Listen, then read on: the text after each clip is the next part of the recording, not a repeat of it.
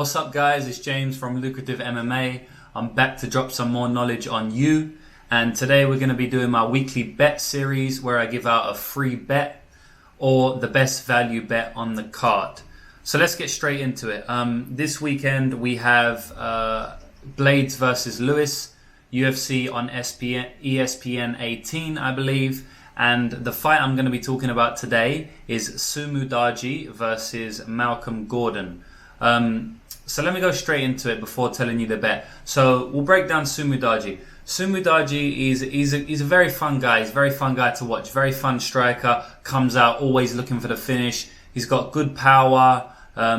He's very accurate. That's one of the things I noticed while watching tape, that he does very well. He seems to find the mark very consistently. He finds his range very quickly in fights. No matter who he's fighting, even in fights that I've seen him lose, he usually touches his opponent up. So I believe he's going to do the same here.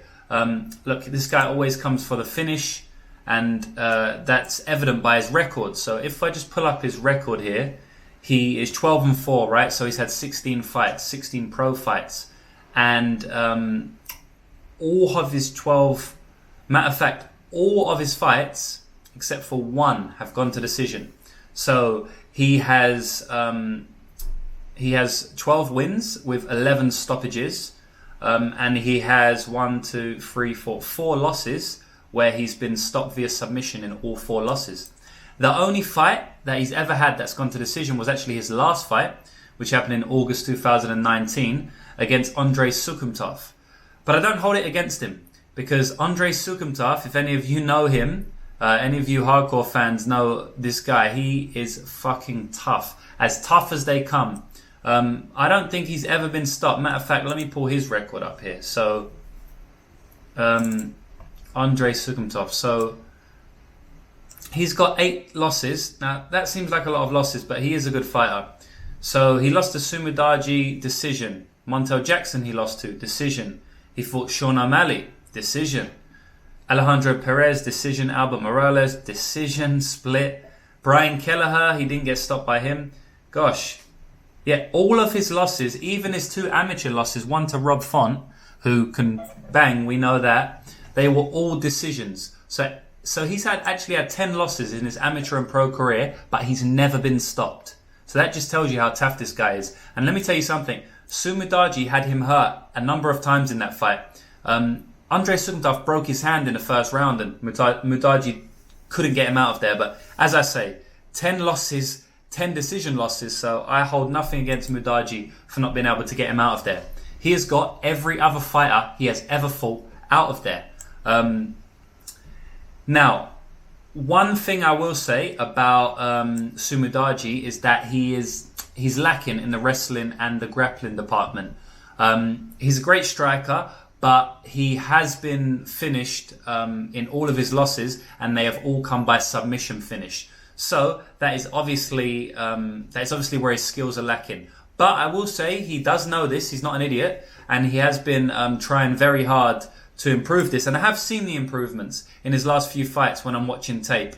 He lost against Smolka 2 fights ago, but we know Louis Smolka, he gets the fight to the ground often. And to be honest, he was defending a lot of Smolka's submission attempts, and he did a few cool things on the ground too. Smolka had his back at one point, and he rolled through and actually went for a leg lock. Smolka reversed the position, but at the end of the day, he still reversed that position on Smolka, and he was in a very terrible position.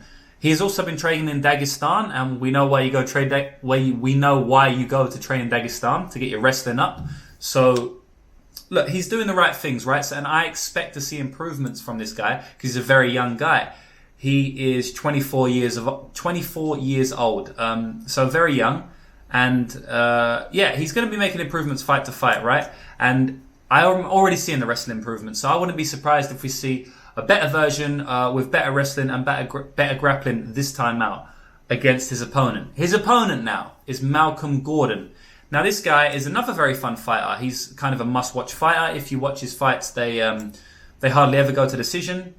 He's coming in with a 12-4 record. 6 years he's got on his opponent. He is 30 years old. So they've actually got the same record, I believe. Yeah, they're both 12-4. And it's pretty funny because both of their losses, both of their 4 losses, each of their 4 losses have all come via stoppage. So Malcolm Gordon has lost by triangle choke, by TKO 3 times, and by submission once. So both of these fighters, when they've lost, have never been to decision.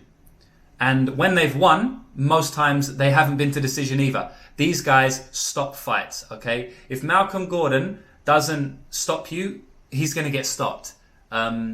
It's kind of as simple as that. Same thing with Sumadaji as well. Malcolm Gordon, I'm not very impressed with him on feet, to be honest. He's got some decent striking, as in he will put together combinations. He will go for some solid strikes, but he doesn't like getting hit. And obviously, as an MMA fighter, that's not the place you want to be. I've seen him dropped multiple times on tape. I've seen him hurt multiple times on tape. I've seen him picked apart by people who are not 100% known for their striking. They're more known as grapplers. I've actually seen him be stopped by a fighter with an 11-7 record. So that's not very good. That was 4 years ago, so it's quite a long time ago. But as I say, he's 30 years old now, so I don't expect him to make too many improvements. But yeah, as I say, finished in all his losses, and I do expect him to get finished here, to be honest. Now, his opponent, Sumadaji, is a -300 favourite. So I don't think there's too much value betting on him there, just because Malcolm has many finishes by submission on his record. And as I said, Sumadaji has all his losses by submission. So it's a bit risky going for a Sumadaji straight bet, especially at -300, because the implied probability, mathematically, it doesn't work out for me. But the moment you've all been waiting for is the bet, of course, okay? The free bet I'm going to give you. And you can probably tell what that's going to be by the way I've been talking about this fight. But if not, that is the under 2.5 rounds, okay? I thought this under could possibly be set at under 1.5 rounds, but the bookies have gone ahead and set it at under 2.5 rounds. I believe this opened up plus money, I hear through the grapevine, which is pretty crazy because that's a fucking crazy line. Whoever got on that, congratulations. I know the limits would be very low though, so you wouldn't be able to put too much money on it. It's now sitting at -175, and to be honest, I think that's value. I don't see how this fight goes to decision, guys. I really don't. I mean, 2.5 rounds, that's a lot of time. That's 12 and a half minutes that we have for this fight to be stopped. And to be honest, I think it's going to be stopped in the first round. So -175 is about a 63-64% implied probability of happening. I believe this fight, more than 7 times out of 10, more than 7 times, probably about 7.5 times out of 10, goes under the 2.5 rounds, right? So that's 70 to 75% I'm capping this at. But the bookies are giving us about 63-64%. So again, I believe we're getting about a 9 to 10% edge. I believe we're getting about 7 to 10% edge on the bookies here. So I have to take a shot mathematically. And at the end of the day, when you put all the value aside, I just don't think this fight is going to go more than 2.5 rounds, man. I really don't. I can't see it. Someone's going to lose, right? Unless it's a draw, someone's going to lose. And in every single one of these guys' losses, they have been finished.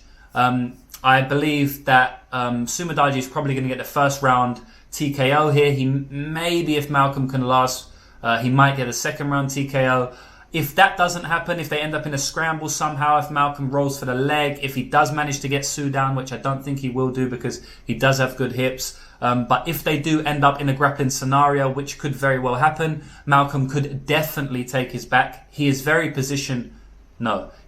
submission over position. Very opportunistic submission artist, and I could see him take out Sumadaji via some sort of choke or submission. But I do believe Mudaji will get a TKO. So there we have it, guys. Under 2.5 at -170, under 2.5 rounds at -175 is the bet. Hopefully we can cash on that. Again, if you subscribe to my YouTube channel, in a couple of days I will be breaking down the fight between Devin Clark and Anthony Smith. I may even break that fight down later today. The reason I'm doing that fight is because one of my subscribers asked for it. So go ahead, guys, comment on what fight you want me to break down, and maybe I'll even do 2 this week. But yeah, you'll see me shortly. Take care and bet smart.